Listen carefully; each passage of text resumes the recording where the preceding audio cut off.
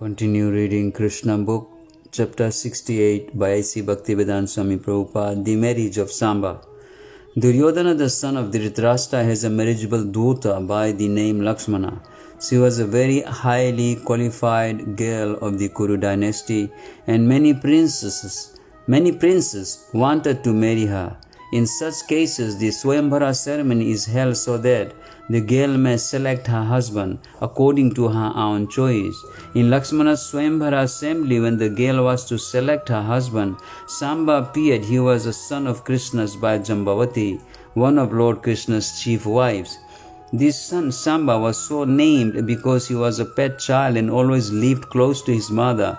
The name Samba indicates a son who is very much his mother's pet. Amba means mother and Sa means with. So this special name was given to him because he always remained with his mother. He was also known as Jambavati Suta for the same reason as previously explained.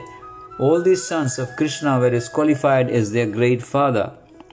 Samba wanted Duryodhana's daughter Lakshmana, although she was not inclined to have him. Therefore, Samba kidnapped Lakshmana by force from the Swayamvara assembly. Because Samba took Lakshmana away from the assembly by force, all the members of the Kuru dynasty, such as Dhritarashtra,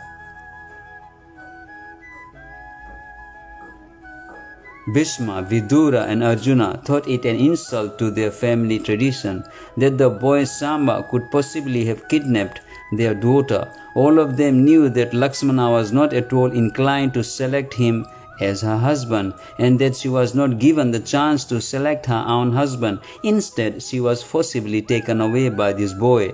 Therefore, they decided that he must be punished. They unanimously declared that he was most impudent and had degraded the Kuru's family tradition. Therefore, all of them, under the counsel of the elder members of the Kuru family, decided to arrest the boy but not kill him. They concluded that the girl could not be married to any boy other than Samba, since she had already been touched by him. According to the Vedic system, once being touched by some boy, a girl cannot be married or given to any other boy, nor would anyone agree to marry a girl who had already thus associated with another boy. The elder members of the family, such as Bhishma Dev, wanted to arrest him. Thus all the members of the Kuru dynasty, especially the great fighters, joined together just to teach him a lesson, and Karna was made the commander-in-chief for this small battle.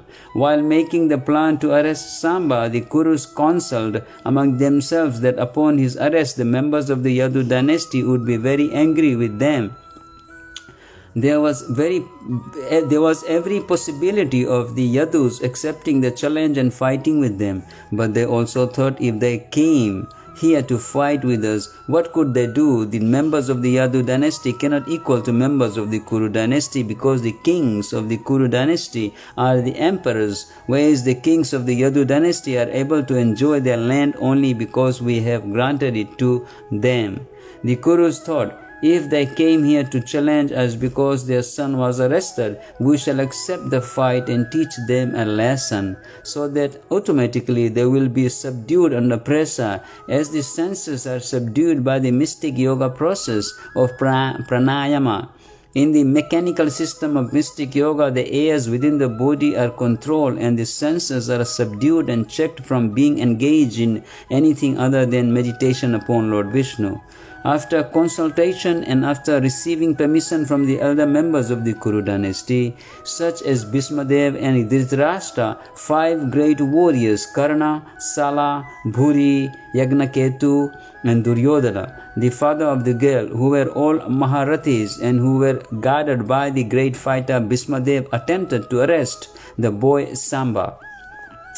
There are different grades of fighters, including Maharathi, Ekarathi and Rathi, classified according to their fighting ability. These Maharathis could fight alone with many thousands of men. All of them combined together to arrest Samba. Samba was also a Maharathi, but he was alone and had to fight with the 6 other Maharathis.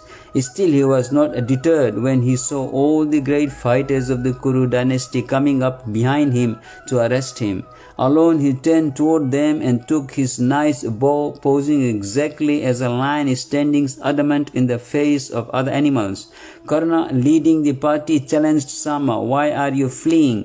Just stand and we shall teach you a lesson." When challenged by another Kshatriya to stand and fight, a Kshatriya cannot run away. He must fight. Therefore, Samba accepted the challenge and stood alone before them.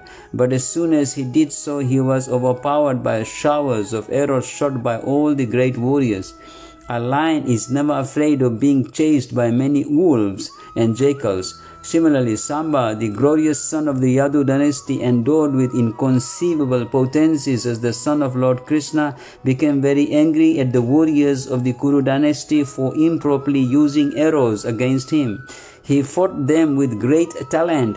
First of all, he struck each of the 6 charioteers with 6 separate arrows. He used another 4 arrows to kill the charioteers' horses, 4 on each chariot. Then he used 1 arrow to kill the driver and 1 arrow for Karna, as well as the other celebrated fighters, while Samba so diligently fought along with the 6 great warriors. They all appreciated the boy's inconceivable potency. Even in the midst of the fighting, they admitted frankly that this boy Samba was wonderful, but the fighting was conducted in the Kshatriya spirit. So altogether, although it was improper, they obliged Samba to get down from his chariot, and now broken to pieces. Of the 6 warriors, 4 took care to kill Samba's 4 horses. 1 struck down his chariot driver, and 1 managed to cut the string of Samba's bow so that he could not longer fight with them. In this way, with great difficulty and after a severe fight, they deprived Samba of his chariot and were able to arrest him. Thus the warriors of the Kuru dynasty accepted their great victory and took their daughter Lakshmana away from him. Thereafter they entered the city of Hastinapur in great triumph. The great sage Narad immediately carried the news to the Yadu dynasty that Samba had been arrested and told them the whole story. The members of the Yadu dynasty became very angry at Samba's being arrested and improperly by 6 warriors. Now, with the permission of the head of the Yadu dynasty, King Ugrasena, they prepared to attack the capital city of the Kuru dynasty. Although Lord Balaram knew very well that by slight provocation people are prepared to fight with one another in the age of Kali, he did not like the idea that the 2 great dynasties, the Kuru dynasty and the Yadu dynasty, would fight among themselves, even though they were influenced by Kali Yuga. Instead of fighting with them, he wisely thought, "Let me go there and see the situation, and let me try to see if the fight can be settled by mutual understanding." Balaram's idea was that if the Kuru dynasty could be induced to release Samba along with his wife Lakshmana, then the fight could be avoided. He therefore immediately arranged for a nice chariot to go to Hastinapur, accompanied by learned priests and Brahmanas, as well as by some of the elder members of the Yadu dynasty. He was confident that the members of the Kuru dynasty would agree to this marriage and avoid fighting with the Yadus. As Lord Balaram proceeded toward Hastinapur in his chariot, accompanied by the Brahmanas and elders, he looked like the moon shining in the clear sky among the glittering stars. When Lord Balaram reached the precincts of the city of Hastinapur, he did not enter but stationed himself in a camp outside the city, in a small garden house. Then he asked Uddhava to meet with the leaders of the Kuru dynasty and inquire from them whether they wanted to fight with the Yadu dynasty or to make a settlement. Uddhava went to see the leaders of the Kuru dynasty, and he met all the important members including Bhismadev, Dhritarashtra, Dronacharya, Duryodhana and Bahalika. After offering them due respects, he informed them that Lord Balaram had arrived at the garden outside the city gate. The leaders of the Kuru dynasty, especially Dhritarashtra and Duryodhana, were joyful because they knew very well that Lord Balaram was a great well-wisher of their family. There were no bounds to their joy on hearing the news, and so they immediately welcomed Uddhava.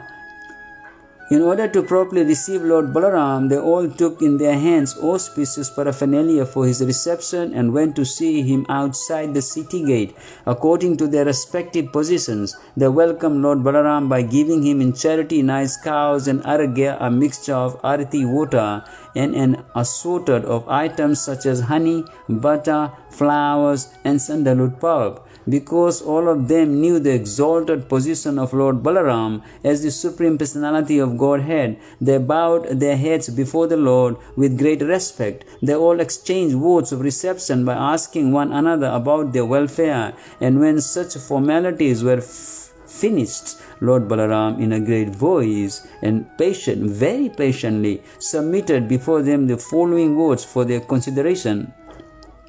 My dear friends, this time I have come to you as a messenger with the order of the all-powerful King Ugrasena. Please therefore hear the order with attention and great care. Without wasting a single moment, please try to carry out the order. King Ugrasena knows very well that you warriors of the Kuru dynasty improperly fought with the pious Samba, who was alone, and that with great difficulty and unrighteous tactics you have arrested him. We have all heard this news, but we are not very much agitated because we are most intimately related to one another. I do not think we should disturb our good relationship. We should continue our friendship without any unnecessary fighting. Please therefore immediately release Samba and bring him along with his wife Lakshmana before me. When Lord Balaram spoke in a commanding tone full of heroic assertion, supremacy and chivalry, the leaders of the Kuru dynasty did not appreciate his statements. Rather, all of them became agitated, and with great anger they said, "Hello, these words are very astonishing but quite befitting the age of Kali. Otherwise, how could Balaram speak so vituperatively?" The language and tone used by Balaram was simply abusive, and due to the influence of this age, it appears that the shows befitting the feet want to rise to the top of the head, where the helmet is worn. We are connected with the Yadu dynasty by marriage, and because of this they have been given the chance to come live with us, dine with us, chance to come live with us, dine with us, and sleep with us. Now they are taking advantage of these privileges. They had practically no position before we gave them a portion of our kingdom to rule, and now they are trying to command us. We have allowed the Yadu dynasty to use the royal insignias like the whisks, fan, conch shell, white umbrella, crown, royal throne, sitting place, and bedstead, along with everything else befitting the royal order. They should not have used this royal paraphernalia in our presence, but we did not check them due to our family relationships. Now they have the audacity to order us to do things. Well, enough of their impudence. We cannot allow them to do any more of these things. Nor shall we allow them to use these royal insignias. It would be best to take all these things away. It is improper to feed a snake with milk, since such merciful activities simply increase his venom. The Yadu dynasty is now trying to go against those who have fed them so nicely. Their flourishing condition is due to our gifts and merciful behavior, and still they are so shameless that they are trying to order us. How regrettable are all these activities. No one in the world can enjoy anything. If members of the Kuru dynasty like Bhishmadev, Dronacharya and Arjuna do not allow them to, exactly as a lamb cannot enjoy life in the presence of a lion, without our desire it is not even possible for the demigods in heaven, headed by King Indra, to find enjoyment in life. What to speak of ordinary human beings? Actually, the members of the Kuru dynasty were very much puffed up due to their opulence, kingdom, aristocracy, family tradition, great warriors, family members, and vast expansive empire. They did not even observe common formalities of civilized society, and in the presence of Lord Balaram they uttered insulting words about the Yadu dynasty. Having spoken in this unmannerly way, they returned to their city of Hastinapur. Although Lord Balaram patiently heard their insulting words and simply observed their uncivilized behavior, uncivil behavior. From his appearance, it was clear that he was burning with anger and was thinking of retaliating with great vengeance. His bodily features became so much agitated that it was difficult for anyone to look at him. He laughed very loudly and said, "It is true that if a man becomes too much puffed up and because of his family, opulence, beauty, and material advancement, he no longer wants a peaceful life but becomes belligerent toward all others. It is useless to give such a person good instruction for gentle behavior and a peaceful life. On the contrary, one should search out the ways and means to punish him. Generally, due to material opulence, a man becomes exactly like an animal. To give an animal peaceful instructions is useless, and the only means is argumentum ad batulum. Argumentum ad batulum. In other words, the only means to keep animals in order is a stick. Just see how impudent rare are members of the Kuru dynasty. I wanted to make a peaceful settlement despite the anger of all the other members of the Yadu dynasty, including Lord Krishna himself. They were preparing to attack the whole kingdom of the Kuru dynasty, but I pacified them and took the trouble to come here to settle the affair without any fighting. Yet these rascals behave like this. It is clear that they do not want a peaceful settlement, for they are factually warmongers. With great pride, they have repeatedly insulted me by calling the Yadu dynasty ill names. Even the king of heaven, Indra, abides by the order of the Yadu dynasty, and you consider King Ugrasena, the head of the Bhojas, Vrishnis, Andakas, and Yadavas, to be the leader of a small phalanx? Your conclusion is wonderful. You do not care for King Ugrasena, whose order is obeyed even by King Indra. Consider the exalted position of the Yadu dynasty. They have forcibly used both the assembly house and the Parijata tree of the heavenly planets, and still you think that they cannot order you? Don't you even think that Lord Krishna, the Supreme Personality of Godhead, can sit on the exalted royal throne and command everyone? All right, if your thinking is like that, you deserve to be taught a very good lesson. You have thought it wise that the royal insignias like the whisks, fan, white umbrella, royal throne, and other princely paraphernalia not be used by the Yadu dynasty? Does this mean that even Lord Krishna, the Lord of the holy creation and the husband of the goddess of fortune, cannot use this royal paraphernalia? The dust of Krishna's lotus feet is worshipped by all the great demigods. The Ganges water inundates the whole world, and since it emanates from his lotus feet, its banks have turned into great places of pilgrimage. The principal deities of all planets engage in his service and consider themselves most fortunate to take the dust of the lotus feet of Krishna on their helmets. Great demigods like Lord Brahma, Lord Shiva, and even the goddess of fortune and I are simply plenary parts of his spiritual identity, and still you think that he is not fit to use the royal insignia or even sit on the royal throne. Alas, how regrettable it is that these fools consider us, the members of the Yadu dynasty, to be like shoes and themselves like helmets. It is clear now that these leaders of the Kuru dynasty have become mad over their worldly possessions and opulence. Every statement they made was full of crazy proposals. I should immediately take them to task and bring them to their senses. If I do not take steps against them, it will be improper on my part. Therefore, on this very day, I shall rid the whole world of any trace of the Kuru dynasty. I shall finish them off immediately. While talking like this, Lord Balaram seemed so furious that he looked as if he could burn the whole cosmic creation to ashes. He stood up steadily and, tasking his plough in his hand, began striking the earth with it, separating the whole city of Hastinapur from the earth. And then he began to drag the city toward the flowing water of the river Ganges. This caused a great tremor throughout Hastinapura, as if there had been an earthquake, and it seemed that the whole city would be dismantled. When all the members of the Kuru dynasty saw that their city was about to fall into the water of the Ganges, and when they heard their citizens howling in great anxiety, they immediately came to their senses and understood that what was happening.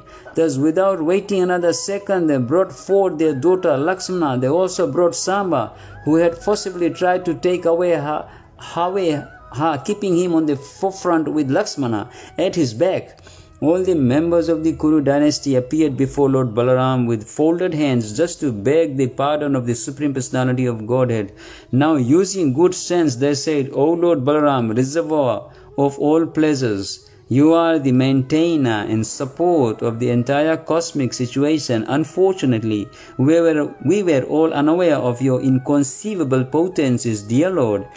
Please consider us most foolish. Our intelligence was bewildered and not in order. Therefore, we have come before you to beg your pardon. Please excuse us. You are the original creator, sustainer and inhalator of the whole cosmic manifestation, and still your position is always transcendental. O powerful Lord, great sages speak about you. You are the original puppeteer, and everything in the whole world is just like your toy. O unlimited one, you have a hold of everything, and like child's play, you hold all the planetary systems on your head.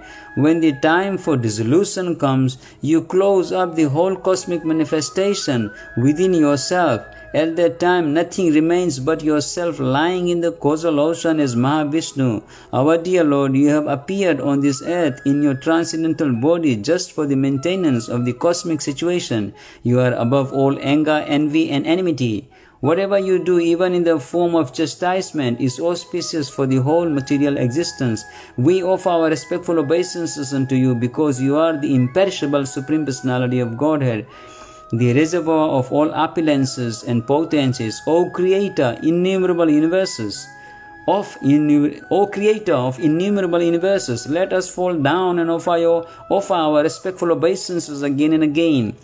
We now completely surrender unto you. Please therefore be merciful upon us and give us your protection. When the prominent members of the Kuru dynasty from grandfather Bhismadev to Arjuna and Duryodhana had offered their respectful prayers in that way,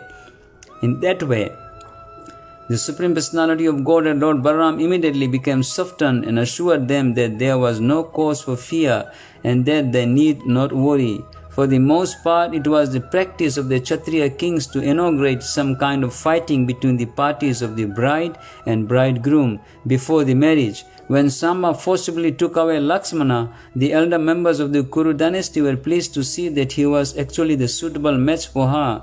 In order to see his personal strength, however, they fought with him, and without respect for the regulations of fighting, they all arrested him. When the Yadu dynasty decided to release Samba from the confinement of the Kurus, Lord Balaram came personally to settle the matter, and as a powerful Kshatriya, he ordered them to free Samba immediately. The Kauravas were superficially insulted by this order, so they challenged Lord Balaram's power. They simply wanted to see him exhibit his inconceivable strength. Thus, with great pleasure, they handed over their daughter to Samba, and the whole matter was settled. Duryodhana, being affectionate toward his daughter Lakshmana, had her married to Samba in great pomp. For her dowry, he first gave 1,200 elephants, each at least 60 years old. Then he gave 10,000 nice horses, 6,000 chariots, dazzling just like the sunshine, and 1,000 maidservants decorated with golden ornaments. Lord Balaram, the most prominent member of the Yadu dynasty, acted as guardian of the bridegroom Samba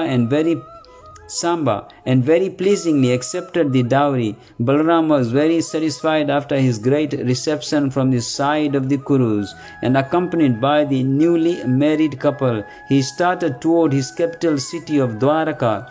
Lord Balaram triumphantly reached Dwarka, where he met with many citizens who were all his devotees and friends. When they all assembled, Lord Balaram narrated the whole story of the marriage, and they were astonished to hear how Balaram had made the city of Hastinapur tremble. It is confirmed by Sukadeva Goswami that in those days the river flowing through the city of Hastinapur, present-day New Delhi, was known as the Ganges. Although today it is called the Yamuna, from authorities like Jiva Goswami, it is confirmed that the Ganges and Yamuna are the same river flowing in different courses. The part of the Ganges which flows through Hastinapur to the area of Vrindavan is called the Yamuna because it is sanctified by the transcendental pastimes of Lord Krishna. The part of Hastinapur which slopes toward the Yamuna becomes inundated during the rainy season and reminds everyone of Lord Balaram's threatening to cast the city into the Ganges. Thus ends the Bhaktivedanta purport of the 68th chapter of Krishna, the marriage of Samba.